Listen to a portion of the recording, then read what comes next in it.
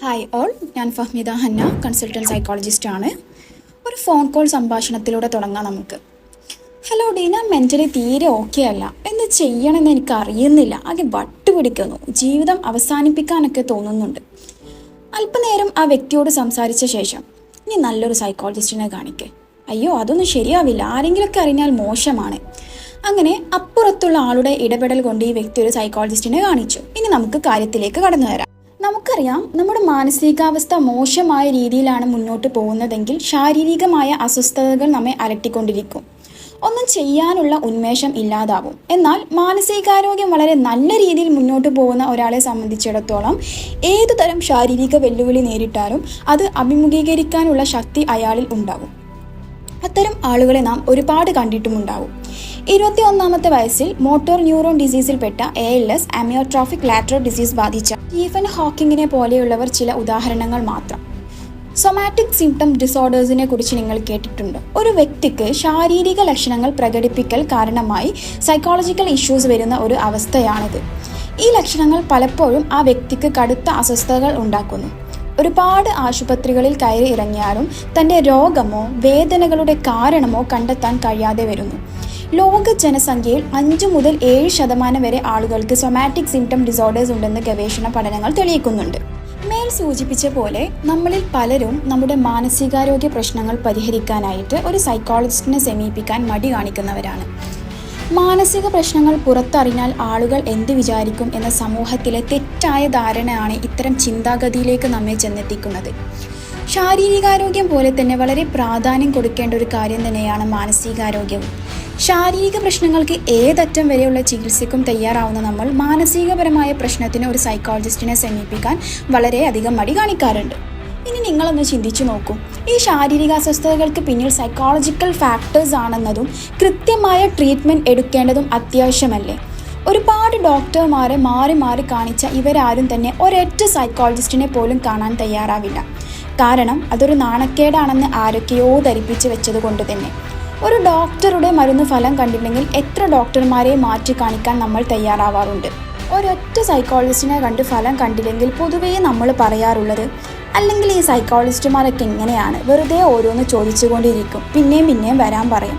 ഇവിടെ നമ്മൾ മനസ്സിലാക്കേണ്ട കാര്യം, എടുത്തു ചാടി നമ്മളോട് എന്തെങ്കിലും പറയുന്നതിന് മുമ്പ് അവർക്ക് കൃത്യമായി അറിയേണ്ടതുണ്ട് എവിടെയാണ് യഥാർത്ഥ പ്രശ്നമെന്നും മരുന്ന് എടുക്കേണ്ട ഘട്ടമാണോ സൈക്കോ തെറാപ്പിക്ക് വിധേയമാക്കേണ്ടതുണ്ടോ, ഇങ്ങനെ തുടങ്ങി കാര്യങ്ങൾ വ്യക്തമാക്കി അറിഞ്ഞിരിക്കൽ അനിവാര്യമാണ്. പിന്നെ വീണ്ടും വരാൻ പറയുന്നത്. ഓരോ കേസും വ്യത്യസ്തമായിരിക്കും. ഓരോ കേസിനും അതിൻ്റേതായ കൗൺസിലിംഗ് രീതിയുണ്ട്. ഇങ്ങനെ ഉപദേശം സ്വീകരിക്കാൻ ഒരു കൗൺസിലറോ സൈക്കോളജിസ്റ്റോ ആവേണ്ടതില്ലല്ലോ. നല്ലൊരു സംസാര ശേഷിയും പെരുമാറ്റ ശൈലിയും മാത്രം ഉണ്ടായാൽ മതി. അത്തരം കഴിവുള്ളവരെ പ്രശംസിക്കുന്നു. പക്ഷേ ബോർഡൊക്കെ വെച്ച് വാട്സപ്പ് ഗ്രൂപ്പുകൾ ഉണ്ടാക്കി അതൊരു തൊഴിലാക്കി മാറ്റി പണം പറ്റുന്ന ഏർപ്പാട് നല്ലതായി എനിക്ക് പേഴ്സണലി തോന്നില്ല. അപ്പോൾ സൈക്കോളജിസ്റ്റിന് ഇതൊന്നും വേണ്ടേ എന്ന ചോദ്യം ഉയർന്നേക്കാം. തീർച്ചയായും വേണം. പക്ഷേ ഒരു ഉപദേശിക്കൽ അല്ലെങ്കിൽ മോട്ടിവേഷൻ കൊടുക്കൽ അത് മാത്രം പോരാ എന്നാണ് ഉദ്ദേശിച്ചത്. അതോടൊപ്പം തന്നെ നല്ല ചികിത്സാ രീതിയും അറിഞ്ഞിരിക്കുകയാണ്. അല്ലാത്ത പക്ഷം കൃത്യമായ പരിഹാരം അവിടെ സാധ്യമല്ലല്ലോ. ഒരു സൈക്കോളജിസ്റ്റിനെ സമീപിക്കുമ്പോൾ യഥാർത്ഥ സൈക്കോളജിസ്റ്റ് ആണെന്ന് എങ്ങനെ മനസ്സിലാക്കും? മുന്നൊരു വീഡിയോയിൽ നമ്മൾ സൂചിപ്പിച്ചിട്ടുണ്ടായിരുന്നത്, എങ്കിലും ഒരിക്കൽ കൂടി പറയാണ്. 5 വർഷം സൈക്കോളജി പഠനം BSc അല്ലെങ്കിൽ BA അല്ലെങ്കിൽ MSc MA പൂർത്തിയാക്കിയ ഒരാളെയാണ് സൈക്കോളജിസ്റ്റ് എന്ന് വിശേഷിപ്പിക്കുന്നത്. കൂടാതെ ആ വ്യക്തി ഏത് കോളേജിൽ നിന്നും ബിരുദവും ബിരുദാനന്തര ബിരുദവും കരസ്ഥമാക്കിയിട്ടുണ്ട്, ഏത് വർഷം പൂർത്തിയാക്കി, ഏത് സർവകലാശാലയുടെ കീഴിൽ പൂർത്തിയാക്കി എന്നൊക്കെ അന്വേഷിക്കാവുന്നതാണ്. ശരീരത്തിൽ ഓപ്പറേഷൻ ചെയ്യുന്ന ഡോക്ടർമാർ വളരെ സൂക്ഷ്മതയോടെയാണ് ചെയ്യുന്നത്, നാം കണ്ടിട്ടുണ്ടല്ലോ. അതെ, ചെറിയൊരു അപാകത വന്നാൽ മതി ആകെ കുഴഞ്ഞു മറിയാൻ. അതുപോലെ മനസ്സിനെ കൈകാര്യം ചെയ്യുമ്പോൾ സൂക്ഷ്മത വളരെ അധികം വേണം. ചെറിയൊരു വാക്കിലോ പ്രവർത്തനത്തിലോ പാളിച്ച വന്നാൽ പ്രശ്നം കൂടുതൽ വഷളാവുകയുള്ളൂ. മാനസിക പ്രശ്നങ്ങൾ കേട്ടിരിക്കാനും സമാധാനിപ്പിക്കാനും ചുറ്റിലും ആളുകളുണ്ടായേക്കാം. അത് വളരെ ഒരു നല്ല കാര്യം തന്നെ, നമുക്കൊരു ആശ്വാസവുമാണ്. എന്നാൽ പ്രശ്നങ്ങൾ പരിഹരിക്കാൻ ഇവർക്ക് കഴിഞ്ഞോളണമെന്നില്ല. ഇവിടെയാണ് ഒരു പ്രൊഫഷണൽ സൈക്കോളജിസ്റ്റിൻ്റെ പ്രാധാന്യം. സമാധാനം ലഭിക്കലും മറ്റും നമുക്കൊരു ആശ്വാസമാണെങ്കിൽ കൂടിയും ഒരു പക്ഷേ അത് നൈമിഷികമായേക്കാം. പിന്നീട് ആ ഒരു പ്രശ്നം നമ്മളെ വീണ്ടും അസ്വസ്ഥരാക്കിയേക്കാം. എന്നാൽ കൃത്യമായ ട്രീറ്റ്മെൻറ്റിലൂടെ അവ മാറ്റിയെടുക്കാവുന്നതുമാണ്. ഒരിക്കലും ഈ ഒരു സമീപന രീതി സ്വീകരിക്കാൻ നമ്മൾ മടിക്കേണ്ടതില്ല. മറ്റുള്ളവർ എന്ത് വിചാരിക്കും എന്ന തോന്നൽ കൂട്ടുപിടിച്ചിരുന്നാൽ നമുക്ക് നഷ്ടമാവുന്നത് നമ്മുടെ ജീവിതമാണ്. താങ്ങാവേണ്ട പ്രിയതമനെയാണ്. നാളെയുടെ പ്രതീക്ഷകളാകുന്ന നമ്മുടെ മക്കളെയാണ്, ഒരുപാട് കഴിവുകളുള്ള നമ്മുടെ സഹോദരങ്ങളെയാണ്, വിവിധ മേഖലകളെ എത്തിപ്പിടിക്കാൻ കാത്തു നിൽക്കുന്ന നമ്മുടെ സുഹൃത്തുക്കളെയാണ്.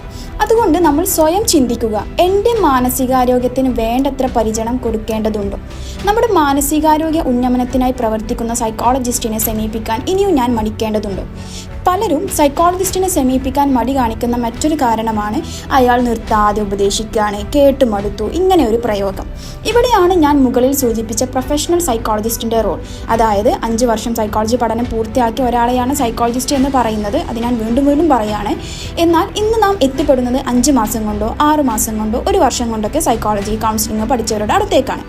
5 വർഷം പഠിക്കേണ്ട ഒന്നിനെ 5-6 മാസം ചുരുക്കുമ്പോൾ അതിൽ നിന്നും എത്രത്തോളം പഠന ഭാഗങ്ങളും അറിവും നഷ്ടപ്പെട്ടിട്ടുണ്ടാവും എന്ന് നമുക്ക് ഊഹിക്കാവുന്നതേ ഉള്ളൂ.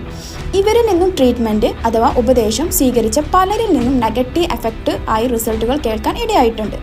ഇന്ന് 17 വയസ്സായ കുട്ടികൾ പോലും പ്രീമാരിറ്റൽ കൗൺസിലിംഗ് കൊടുക്കുന്നതായി കാണപ്പെടുന്നു. കൗൺസിലിംഗ് എന്നാൽ ഒരു ഉപദേശ രീതി മാത്രമല്ല, കുഞ്ഞാടെ ജീവിതമാണ്, നമ്മൾ സഹിച്ചേ മതിയാവും. ജീവിതം ഇങ്ങനെയൊക്കെയാണ് കിടാവേ, അവർ ജീവിതം കണ്ടോ കുഞ്ഞെ, നമ്മൾ എന്ത് ഭാഗ്യവാന്മാർ, നമ്മൾ നമ്മളെക്കാൾ താഴ്ന്നവരിലേക്ക് നോക്കുക കുട്ടി, ഇങ്ങനെ തുടങ്ങി നിർത്താതെയുള്ള ഉപദേശമല്ല കൗൺസിലിംഗ്. ഓരോ കേസിനും അതിൻ്റേതായ ശൈലിയും അതിൻ്റേതായ സിറ്റിങ്ങും കാര്യങ്ങളും ഉണ്ടായിരിക്കും എന്നുള്ളതാണ്. ഒരിക്കൽ കൂടി ഓർമ്മിപ്പിക്കുന്നു, നിങ്ങളുടെ മാനസികാരോഗ്യം സംരക്ഷിക്കൽ നിങ്ങളുടെ കടമയാണ്. ഒരിക്കലും മടി കാണിക്കേണ്ടതില്ല. ഒരു ക്ലയൻസിൻ്റെയും വ്യക്തിപരമായ വിവരങ്ങൾ യാതൊരു കാരണവശാലും പുറത്തുവിടുമെന്ന ആശങ്കയും വേണ്ട. അത് ഞങ്ങളുടെ നീതിശാസ്ത്രത്തിന് എതിരാണ്. സോ ഇത്രയുമാണ് ഇന്നത്തെ വീഡിയോ. അടുത്തൊരു വീഡിയോയും വരുന്നത് വരേക്കും ടാറ്റ ബൈ.